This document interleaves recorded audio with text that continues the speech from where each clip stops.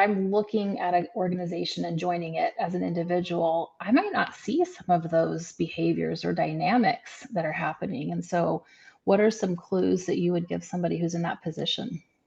Yeah, I always say there's two parts to taking a position with an organization. One is evaluating whether you'll be satisfied with the role. You can do it.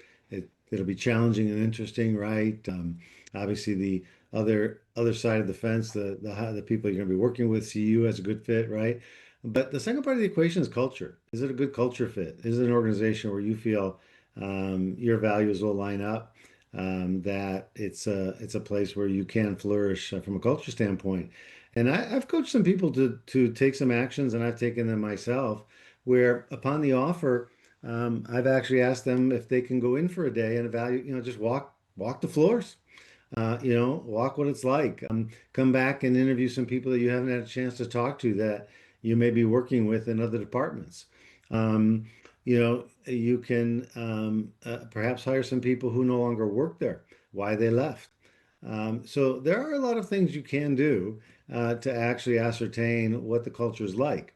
On a more straightforward way, just like maybe you don't ask a lot about your benefits until, you're hired and offered, right? To dig in a little deeper.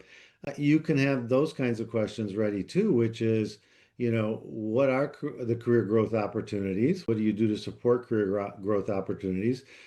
What kind of investments are you making in leadership? What kind of training and development do you offer? So you can ask the things that are important in that regard before you actually go to work. Just because they made the offer, until you accept that offer, you kind of got that little window to just a little bit of window to do a little deeper evaluation. And that's when they understand that they also, just because they made you an offer doesn't mean they hold all the power. You still hold some power. I love that. And being able to initiate that ownership that you're advocating for, not just when you're in the job, but before.